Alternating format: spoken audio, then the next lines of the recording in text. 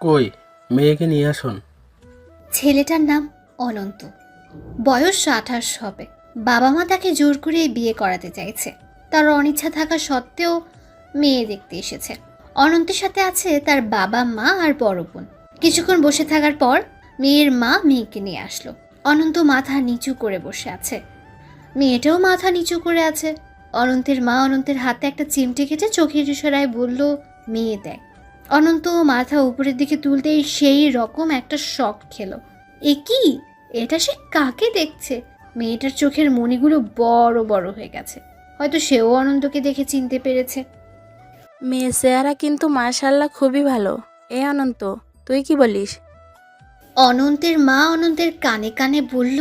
তখন ও বলল, হুম। তুই যে কি না। ভাই সাহেব, ছেলেকে আমাদের খুব পছন্দ হয়েছে। তাহলে ওদের ডিসিশনটা আমরা আগে শুনি। হ্যাঁ, তা ঠিক বলেছেন। অনন্যা, তুই ওকে নিয়ে তোর রুমে গিয়ে কথা বল। মেয়েটার নাম অনন্যা। বাবার কথা মতো অনন্তকে নিয়ে তার রুমে গেল। রুমে যাওয়ার পর দুজনেই চুপচাপ, কারণ দুজনেই দুজনকে আগে থেকেই চেনে। আর তাদের খুব ভালো একটা বন্ধুত্বও ছিল। আসুন একটু ফ্ল্যাশব্যাকে যাই। অনন্তর বাচ্চা, অনন্ত আমার ফোন দে বলছি। অনন্যা চিল্লাতে চিল্লাতে অনন্তের পেছনে ছুটছে। আজ আর পাবি না, তুই কার সাথে কথা বলিস সেটা আগে দেখবো, তারপর ফোন দিব। আমি যার সাথে মন হয় তার সাথেই কথা বলবো, তাতে তোর কি? আমার অনেক কিছু কারণ, আমি তোকে ভালোবাসি। আমি তোকে ভালোবাসি না, তুই কেউ না আমার। কথাটা শুনে অনন্ত দাঁড়িয়ে গেল। অনন্যা দৌড়ে এসে অনন্তের হাত থেকে ফোনটা নিয়ে নিল। নেক্সট টাইম এরকম ব্যবহার করলে বন্ধুত্বটাও শেষ হয়ে যাবে বলে দিলাম। অনন্তের এসব বকুনি ঝকুনি খাওয়ার অভ্যাস আছে। অনন্যার কাছ থেকে সে অনেক বকা খেয়েছে। অনন্ত অনন্যার কথায় কান না দিয়ে বাসায় চলে আসে। রাত তখন 11টা বাজে। অনন্ত অনন্যার ফোনে ফোন করলো, কিন্তু অনন্যার নম্বর ব্যস্ত। অনন্তের মন খারাপ হলো অনেক। সে ভাবলো, এ অনন্যা যে কার সাথে এত কথা বলে। অনন্ত অনেকবার কল করলো, তাও নাম্বার বিজি দেখাচ্ছে। 12টার কিছুক্ষণ পর কল ঢুকলো। ওপাশ থেকে ফোন ধরতেই, কি বলবি বল, আর এত রাতে ফোন দিয়েছিস কেন? তোকে ফোন না দিয়ে কখনো ঘুমাইছি আমি? তো আমি কি করব? না কিছু না, কার সাথে কথা বললি? আমার এক ফ্রেন্ডের সাথে। ছেলে নাকি মেয়ে? সেটা জেনে তুই কি করবি? বল না। ছেলে। এত কি কথা? সেটা কি তোকে বলতে হবে? না, তাহলে সকাল সকাল কলেজে আসিস? ধ্যাত। এটা বলে অনন্যা ফোনটা কেটে দিল। আর এদিকে অনন্তের চোখে পানি। ছেলেটা তাকে বড্ড বেশি ভালোবাসে। সারা রাত তার কথা ভাবতে ভাবতে কখন যে ঘুমিয়ে পড়েছে নিজেও জানে না। পরদিন সকালে উঠে অনন্ত কলেজে গেল। গিয়ে অনন্যার সাথে আবার ফাজলামো শুরু করলো। কিন্তু অনন্যার এগুলো একদমই পছন্দ না। এই শোন, তোকে একটা কথা বলি। হ্যাঁ বল। তোকে প্রথম প্রথম ভালো লাগতো, এখন তোকে আমার সহ্য হয় না। আর এইসব ফাজলামো তো আরোই সহ্য হয় না। আর তোকে আমি ভালোবাসতে পারবো না। আমার একজনের সাথে রিলেশন আছে। অনন্ত কথাটা শুনে মুখটা ঘুরিয়ে নিল, কারণ তার চোখে পানি চলে এসেছে। সেটা যাতে অনন্যা না দেখে। আরে সমস্যা নাই, একটা জিনিস দেখতে দেখতে সবারই এক সময় খারাপ লাগে, ব্যাপার না। আমি তোর সামনে না আসলেই হলো। ভালো থাকিস আর সাবধানে চলিস। আর আমি? অনন্ত অনন্যার সামনে একটু হেসেই মুখ ঘুরিয়ে নিল আর চোখ মুছতে মুছতে বাসায় চলে এলো। তারপর অনন্ত একটা কারণ দেখে সেই কলেজ ত্যাগ করলো। এরপর আর কখনো তাদের দেখা হয়নি। আজ এভাবে দেখা হবে ভাবতে পারেনি দুজনের কেউই। বর্তমান কিছু বলছেন না যে? হ্যাঁ বলেন। সবাই তো আমাদের এখানে পাঠালো কথা বলার জন্য, তো কিছু বলেন। কেমন আছেন? জি ভালো, আপনি? ভালো। আবার দুজনই চুপ। অনন্যা আবার বলল, আর কিছু জানার নেই? না। তাহলে পছন্দের ব্যাপারে তাদের কি বলবেন? দেখি কি বলা যায়। আচ্ছা আমি আসি। অনন্ত রুম থেকে বেরিয়ে গেল। পিছু পিছু অনন্যাও গেল। অনন্ত গিয়ে বলল, বাবা মা তোমাদের পছন্দই আমার পছন্দ। আর আমি একটু আসি, আমার কাজ আছে। আসসালামু আলাইকুম। এই বলে অনন্ত চলে গেল। অনন্যাও তার বাবা মাকে ডেকে বলল, তোমাদের পছন্দই আমার পছন্দ, নতুন করে আমি কিছু বলতে চাই না। অনন্যা তার রুমে চলে গেল। বাহ, ভালোই তো, কেউ সিদ্ধান্ত নেয়নি, তাহলে আমাদের নিতে হবে ভাই সাহেব। ওরা যখন আমাদের উপর ছেড়ে দিয়েছে, আমার কোনো আপত্তি নেই। কি বল অনন্যার মা? হ্যাঁ সেটাই, আমাদের কোনো আপত্তি নেই। বেআই সাহেব, তাহলে হা করুন। কেন? আরে মিষ্টি মুখ করেন। সবাই মিলে হো হো করে হেসে উঠল। বেআই, তাহলে বিয়ের ডেটটা এখনই পাকা করব। হ্যাঁ করেন, শুভ কাজে দেরি করতে নেই। কয়েকদিন পর কিছুক্ষণ আগে ধুমধাম করে অনন্ত আর অনন্যার বিয়েটা হয়ে গেল। দুজনে কেউই বিয়েতে অমত ছিল না, আবার কেউই কারোর সাথে তেমন কথা বলেনি। আর বিয়ে শেষ হবার পর বউ বাসায় নিয়ে আসলো। বাসর ঘরে অনন্যা খাটের উপর বসে আছে, আর অনন্ত একটা টেবিলের সাথে হেলান দিয়ে দাঁড়িয়ে আছে। দুজনের কেউ কাউকে কিছু বলছে না। রাত অনেক হওয়ার পর অনন্ত বলল, আমার ঘুম পাচ্ছে, আপনি এক পাশে হয়ে শুয়ে পড়েন, আমি ঘুমাবো। ঠিকই আছে। অনন্তের কথা মতো অনন্যা পাশ ফিরে শুয়ে পড়ল। অনন্তও গিয়ে শুয়ে পড়ল। দুজন দুদিকে মুখ করে শুয়ে পড়ল। হঠাৎ অনন্যা বলল, এত ভালো হয়েছেন কবে থেকে? খারাপ ছিলাম কবে? না, কথা বলছেন না তো, তাই বললাম। আমার ইচ্ছে করছে না কথা বলতে। তাহলে বিয়ে করলেন কেন? বাবা মা পছন্দ করছে তাই। বাহ বাহ বাহ বাহ বাহ। কি এখন কি এই নিয়ে বকবক শুরু করবেন? তো কি করব? বইয়ের সাথে কেউ এরকম ব্যবহার করে?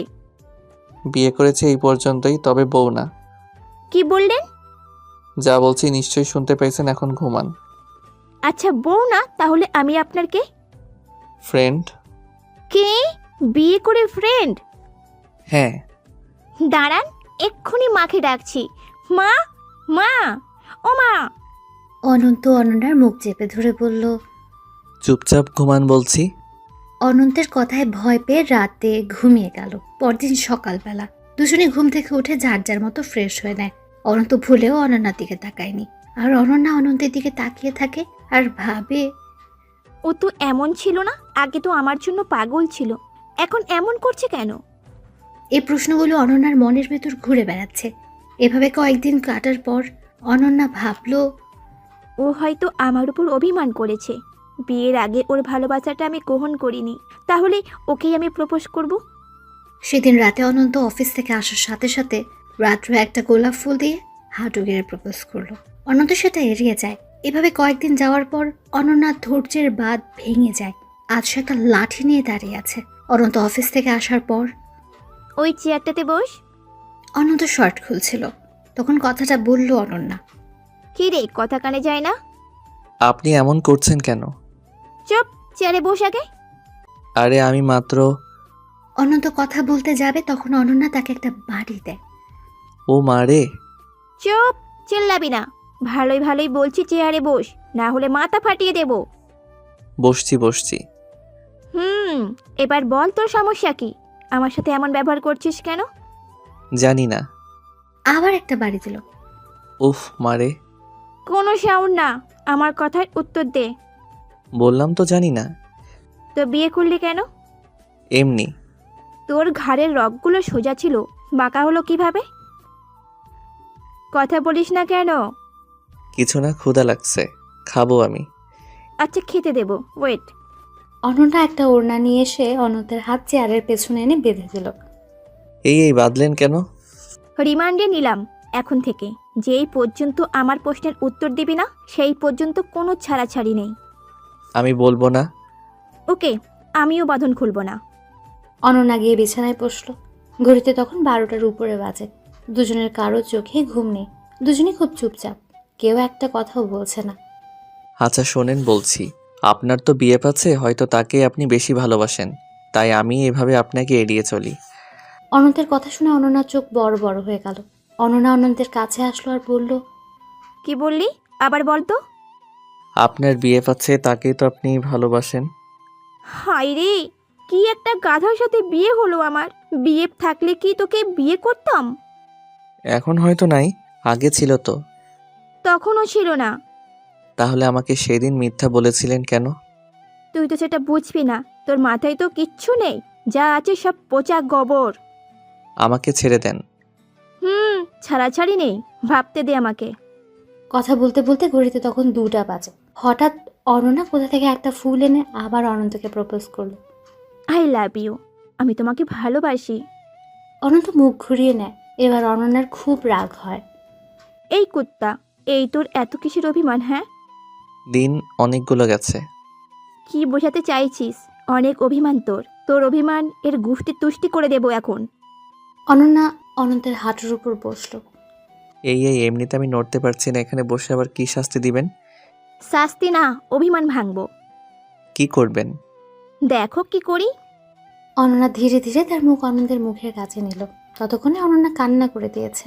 অনন্যা অনন্তের মুখের সাথে তার মুখ ঠেকিয়ে বলল, আমার ভালোবাসার গভীরতা তুমি বুঝতে পারোনি হাদারাম। মানে? কিছু না, যা বুঝো না এখন বুঝিয়ে লাভ নেই। এখন কাজ করতে দাও। কি করবেন? দেখো কি করি। আচ্ছা, আগে আমার হাতটা খুলে দেন। না না না, হাত খুললে যে আমার কাজ আমি করতেই পারবো না। অনন্যা অনন্তের আরও কাছে গেল। অনন্ত বুঝতে পারলো অনন্যা কি করতে চাইছে। আচ্ছা থামেন, এগুলো পরে। অনন্তের কথায় কান দিল না অনন্যা। আচ্ছা আজ না হয়। অগত্যা আর কিছু বলতে পারলো না, কারণ তার ঠোঁটের সাথে আর এক জোড়া ঠোঁট লেগে গেছে। অনন্ত চেষ্টা করে অনন্যাকে আটকাতে পারবে না, কারণ তার হাত তো অনন্যা চেয়ারের সাথে বেঁধে রেখেছে।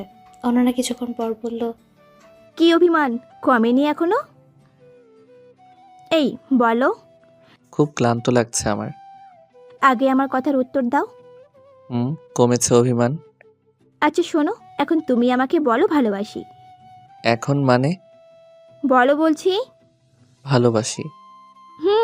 সব কিছুর জন্যই তো সরি। আর কষ্ট দিব না। আমি এখন হাতটা খুলে দিচ্ছি, আর খাবারও দিচ্ছি। অনন্ত তো ঘেমে শেষ। আজ তো অনেক রাত হয়েছে, একটু পর সকাল হয়ে যাবে। সকাল আর অফিসে যেতে হবে না, ছুটি নিও। না, ছুটি নেওয়া যাবে না। অবশ্যই যাবে, বিয়ের পর আমাকে সময় দাওনি। হুম। কি কাল আমার বাপের বাড়ি মানে তোমার শ্বশুর বাড়ি যাব। যদি ছুটি না দেয়? ছুটি দিবে কি দিবে না সেটা তোমার ব্যাপার। আর হ্যাঁ, আমার কথা যদি না শোনো, আজ রাতটার কথা মনে থাকে যেন। আচ্ছা। অনন্যা অনন্তকে চিমটি কেটে বলল, ডোজটা কেমন ছিল গো? অনন্ত লজ্জায় মাথা নিচের দিকে করে নিল। হাই রে কপাল, এটা বর নাকি এলিয়েন? এলিয়েন লজ্জা পাচ্ছে। এরপর কি হয়েছে জানতে চাইলে সাবস্ক্রাইব করে পাশে রাখা বেল আইকনটি বাজিয়ে রাখুন পরবর্তী পার্ট মিস না করতে চাইলে। ধন্যবাদ সবাইকে আমাদের পাশে থাকার জন্য।